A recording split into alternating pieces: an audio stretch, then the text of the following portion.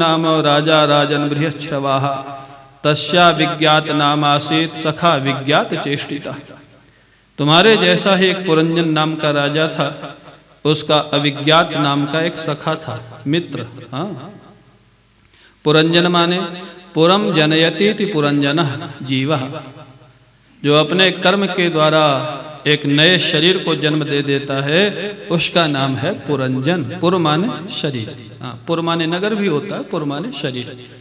पुरंजन माने जीवात्मा, पुरंजन माने हम और आप। ये पुरंजन कोई व्यक्ति नहीं हुआ, पुरंजन माने जीव। ये हमारे आपकी कथा है जीवन की, पुरंजन प्रतीक है। तो सज्जनों, और बोले उसका एक मित्र है। जीव का मित्र कौन है? बोले अविज्ञात उसका नाम है। अविज्ञात नाम क्यों है? बोले अविज्ञात चेष्टिता, उसकी क्रियाओं को, लीलाओं को कोई देख नहीं पाता, वो छिप छिप के सहायता करता रहता है, इसलिए उसका नाम है अविज्ञात। वो कौन है? ईश्वर। हाँ, ईश्वर छिप के ही सहायता करता है, कभी सामने आके नहीं करता, किसी को बताता नहीं कि मैंने क्या सहायता की, इसलिए उसका नाम है अविज्ञात। ये जीव और ईश्वर दोनों सखा हैं। हाँ, कितनी सुंदर कथा। आपका सच्चा सखा कौन है? ईश्वर। हाँ, दूसरा सब सेकंड नंबर पर है। हाँ, सच्चा सखा केवल ईश्वर है जीव का। बोले दोनों हिमालय की तलहटी में विचरण कर रहे थे। पुरंजन को एक बड़ा सुंदर नगर दिखाई दिया।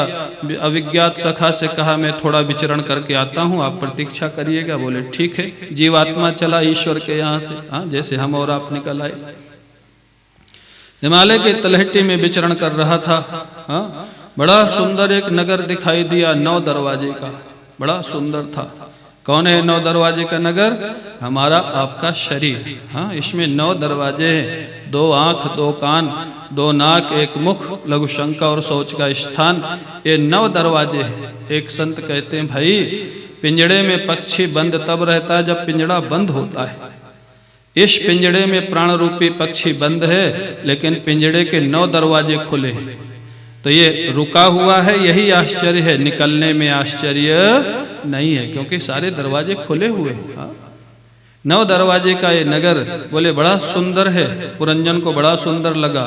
सुंदर लगता है कि नहीं? हाँ, ये नगर हमको आपको सुंदर लगता है कि नहीं? बताओ, कितनी बार शीशा देखते हो दिन में? सच बताना। हाँ, सुंदर लगता है तभी तो देखते हो ना। हाँ, कितने बार अपने को संभालते हो, बाल संभालते हो, कपड़े संभालते हो, शीशा देखते हो, यही है नगर। हाँ, पुरंजन माने हम और आप। हाँ, ये नगर बड़ा सुंदर लगता है हमारा। बड़ा खुश हुआ देख करके। आगे बढ़ रहा था, उसे समय देखता है, हाँ, एक 16 वर्ष की युवा कन्या आ रही है, जिसका नाम था प्रमदा। उसके सामने 5 फण का नाग है, यह है पंच प्राण। उसके पीछे अनेक सेवक और सेविकाएं हैं, ये है इंद्रियां और उनकी वृत्तियां। बोले प्रमदा नाम की कन्या कौन है? बोले बुद्धि। हाँ, बुद्धि, बुद्धि आ रही है, बुद्धि। जीवात्मा ने बुद्धि को देखा, हाँ, प्रमदा को, बड़ी सुंदर थी महाराज। जीवात्मा ने पूछा पुरंजन ने, का तुम कंज पला साक्षी कस्यासी कुतः सती। अरे देवी कमल नयनी, तू कौन है? कहाँ जा रही है? कहाँ से आई है? तेरा परिचय क्या है? क्या चाहती है? किम चिकीर्षसि, क्या चाहती है? प्रमदा ने कहा, मेरा नाम प्रमदा है, मैं किसकी पुत्री हूं ये मेरे को मालूम नहीं। हाँ, बुद्धि को अगर ये पता लग जाए कि मैं ईश्वर की पुत्री हूं, तब तो काम ही हो जाए। मेरे को मालूम नहीं मैं किसकी पुत्री हूँ, ये मेरे को मालूम नहीं, लेकिन मैं अपने सुयोग्य वर की खोज में हूँ और ये नगर मेरा है। बुद्धि कहती है, ये नगर जो 9 दरवाजे का नगर तुमको बहुत अच्छा लग रहा है ना, ये मेरा नगर है। मैं अपने सुयोग्य वर की खोज कर रही हूँ, जिससे मैं विवाह कर सकूं। पुरंजन बड़ा आकर्षित हो जाता है। बोले अगर तुम चाहो तो मैं तुमसे विवाह कर सकता हूँ। प्रमदा का और पुरंजन का विवाह हो गया। विवाह मानव तादात्म्य हो गया। हाँ, यही है चिज्जड़ ग्रंथि का प्रारंभ। हाँ, जीवात्मा और बुद्धि का तादात्म्य हो गया। हाँ, बोले तादात्म्य हो गया कैसे पता लगा? बोले विवाह के बाद जो दशा हुई पुरंजन की, बोले प्रमदा जब भोजन करती थी तभी पुरंजन भोजन करता था। जब वो खेलने जाती थी ये भी खेलने जाता था। जब वो सो जाती थी ये भी सो जाता था। जब वो हंसने लगती थी ये भी हंसने लगता था, और रोने लगती थी तो ये भी रोने लगता था, पूछता भी नहीं था कि क्या हुआ। हाँ, इतना तादात्म्य हो गया। तादात्म्य माने आसक्ति। हाँ, व्यवहारिक जगत में उसको आसक्ति बोलते हैं, अध्यात्म में उसको तादात्म्य। हाँ, इतना तादात्म्य हो गया। हाँ, जो वो करे वही वो करे महाराज पुरंजन, इतना तादात्म्य हो गया। बहुत समय तक बड़े प्रेम से रहे दोनों। हाँ, बुद्धि और जीवात्मा का तादात्म्य माने एक दूसरे के धर्मों को अपना लिया। हाँ? आत्मा के धर्म शरीर में और शरीर के धर्म आत्मा में, यही तो तादात्म्य है। हम शरीर को अमर बनाना चाहते हैं, एक रस देखना चाहते हैं, युवा अवस्था कभी ना जाए ये प्रयास करते हैं। क्यों? एक रस परमात्मा है, आत्मा है, शरीर नहीं है। तो आत्मा के धर्म इसमें प्रयास करते हैं लाने का। और हम मर जाएंगे डरते हैं। मरना धर्म शरीर का है, आत्मा का नहीं है। शरीर के धर्म को आत्मा में आरोपित कर लेते हैं, यही है तादात्म्य। और बोले जब बहुत समय हो गया रहते रहते एक दिन पुरंजन शिकार खेलने चला गया, प्रमदा को बिना बताए, बिना पूछे और बिना बताए। शिकार खेलने माने विषय देश में चला गया, शिकार खेल के आया, स्नान किया, भोजन किया, चंदन वगैरह लगाया, फिर सेविकाओं से पूछा भाई प्रमदा कहाँ है, पत्नी को खोजने लग गया। सेविकाओं ने कह दिया महाराज महारानी जी तो कोप भवन में है। बिना पूछे चला गया था ना, कोप भवन। हाँ, कोप भवन जानते हो आप लोग? क्यों माताओं, कोप भवन जानते हो? हाँ, है किसी के घर में कोप भवन? मेरे से किसी ने कहा महाराज हमारा दशरथ के महल में तो कोप भवन था, कैकेयी गई थी ना कोप भवन में। बोले आजकल कोई अपने घर में कोप भवन क्यों नहीं बनाता? मैंने कहा उस समय महल में एक ही कमरा होता था जो कोप भवन था। हाँ, आज सारा महल का महल ही कोप भवन। अलग से बनाने की जरूरत ही नहीं पड़ती है। जहाँ गुस्सा आया वहीं आप मनोवैज्ञानिक तथ्य देखें, कोप भवन बनाने का अर्थ है अगर किसी को गुस्सा आता है तो उसी कमरे में जाके करेगा। हाँ, सब जगह नहीं, पूरे घर में शोर शराबा गाली गलौज नहीं होता था, ये नियंत्रण था। अगर गुस्सा आएगा तो उसी कमरे में जाएगा। लंदन में एक पार्क है, वहाँ सबको छूट है कि उस पार्क में जाकर के कोई भी किसी को गाली दे सकता है, ये छूट है, लेकिन उसी पार्क में, बाहर नहीं। तो मतलब तो बोले कहते भाई वो जो प्रमदा थी ना वो कोप भवन में चली गई। अब जो पुरंजन था घबरा गया। हाँ, बड़ा प्रेम था ना पत्नी से, पत्नी कोप भवन में, पुरंजन घबरा गया। पुरंजन जाता है महाराज प्रमदा के पास, देवी किसने तेरा अपराध किया है, नाम बता दो तो उसका सिर काट दूंगा। अब वो अपराध किसी ने तो किया नहीं था, वो नाराज तो इसी से थी। पुरंजन कहता अगर मेरे से कोई गलती हुई है तो माफ कर दे, आगे से तेरे से बिना पूछा है नहीं जाऊंगा। हाँ, महाराज खुश हो गई पुरंजनी जो थी ना, वो खुश हो गई प्रमदा। दोनों बड़े प्रेम से रहने लग गए। बहुत समय तक गृहस्थ धर्म का पालन किया, बहुत सारे बच्चे हुए। अब महाराज कहते हैं अवस्था थोड़ा ढलने लग गई। बहुत समय के बाद चंडवेग नाम का एक राजा था, उसके 360 सेवक और 360 सेविकाएं थी। चंडवेग क्या है? संवत्सर, वर्ष। हाँ, वर्ष में 360 दिन होते हैं और 360 रात्रियां होती हैं। चंडवेग नाम के राजा ने पुरंजन के नगर पर आक्रमण कर दिया। बड़ी विलक्षण कथा है। ये आक्रमण हमारे आपके ऊपर सबके ऊपर किया हुआ है चंडवेग ने। एक एक दिन एक एक रात्रि बीतती जा रही है, जीवन कम होता जा रहा है, यही तो आक्रमण है। हाँ, जीवन कम होता जा रहा है, बढ़ नहीं रहा, कम होता जा रहा है। एक एक दिन एक एक रात्रि। उसी समय एक जरा नाम की कन्या थी महाराज, विवाह के योग्य हुई, अपने सुयोग्य वर को खोज रही थी। जरा माने बुढ़ापा। हाँ, वो अपने सुयोग्य वर को खोज रही थी, उससे कोई विवाह करने को तैयार नहीं। क्यों? बुढ़ापे से कोई विवाह करना चाहेगा? हाँ?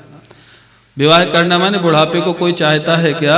हाँ, नहीं चाहता है हमारा। क्यों चाहता है कोई? आ जाता है वो अलग बात है, लेकिन चाहता कोई नहीं। आ जाता है तो भी भगाने का प्रयास करते हैं। बाल सफेद हो जाए तो काले करा देंगे। हाँ और महाराज चश्मा भी आजकल बाहर नहीं लगाते, ऐसा दिखे नहीं कि चश्मा लग गया, अंदर लगा लेते हैं।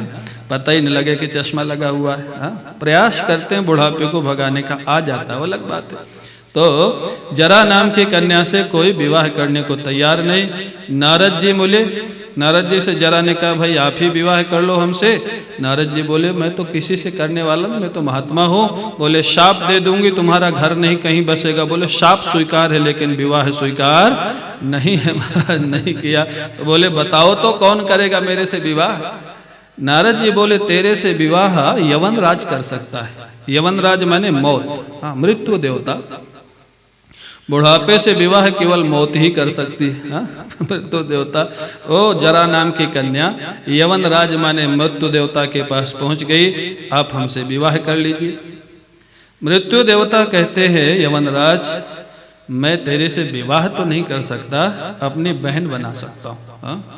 माने बुढ़ापा इतना दुखदाई है कि मृत्यु देवता भी उससे विवाह करने को तैयार। मृत्यु उतनी दुखदाई नहीं है जितना दुखदाई बुढ़ापा है। मृत्यु तो हो गई, चलो अगला जन्म मिल जाएगा। हाँ बुढ़ापे में कभी कमर दर्द, कभी टांग दर्द, कभी महाराज आंखों में दिखाई नहीं देता, कानों में सुनाई नहीं देता, कोई पास बैठने वाला नहीं। बुढ़ापा बड़ा दुखदाई है। हाँ सबके ऊपर आने वाला, ध्यान रखना। भगवान का भजन करो अगर खुश रहना है तो। हाँ सबको, किसी को छोड़ेगा नहीं है। हाँ बोले तू मेरी बहन बन जा। मेरा एक भाई है प्रज्वार, प्रज्वार माने रोग, जरा माने बुढ़ापा, यवन राज माने मौत। ये तीनों भाई बहन है। कितनी बढ़िया कथा है। तीनों भाई बहन है, तीन में से एक अगर आ जाए तो दो बिना बुलाए आ जाते हैं क्योंकि तीनों साथ रहते हैं। अगर रोग आया तो बुढ़ापा और मौत बिना बुलाए आएगी, और अगर बुढ़ापा आया तो रोग और मौत बिना बुलाए आएगी। तीनों साथ में रहते। तीन में अगर एक आ जाए तो सावधान हो जाना कि दोनों अब आने वाले होंगे। तीनों भाई भाई। हाँ महाराज तीनों ने मिल करके पुरंजन नगर पर आक्रमण कर दिया। माने पुरंजन का नगर कौन सा, ये शरीर, इस पे आक्रमण कर दिया। पुरंजन ने बहुत दिन तक संघर्ष किया। जो 5 फण का नाग था ना, माने 5 फण का नाग माने पंच प्राण, ये श्वास। जब कोई भी रोग आता है तो जानते हो ना पल्स बढ़ती है, श्वास की गति बढ़ जाती है। यही है संघर्ष।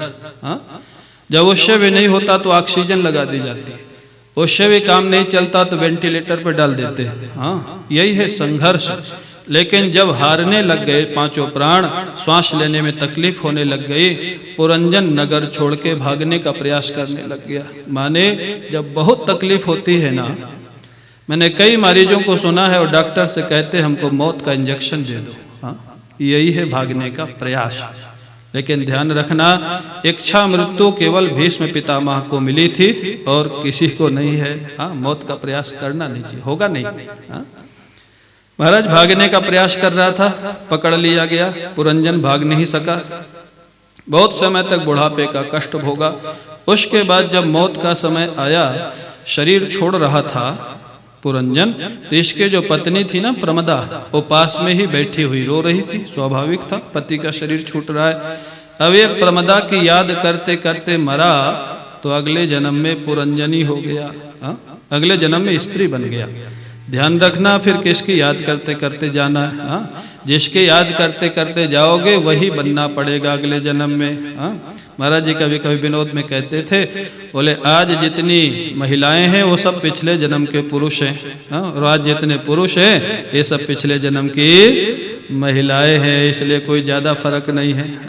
तो सज्जनों अब कहते हैं ओंकारेश्वर के पूज्य रामानंद जी महाराज है ना, मेरे को एक घटना उनकी याद आ गई। उनसे किसी ने पूछा, उनसे कहा कि महाराज आजकल बहुत महिला वक्ता हो गई हैं, महिलाएं बहुत वक्ता हो गई, अच्छे अच्छे महाराज वक्त्री हैं, बड़ा अच्छा अच्छा प्रवचन देती है। तो उनसे पूछा कि महिलाओं में इतना वक्तृत्व, इतना सुंदर प्रवचन कौशल कहाँ से आ जाता है। स्वामी रामानंद जी महाराज ने कहा ये जितनी महिला वक्ता है ना, ये सब पिछले जन्म के पुरुष हैं।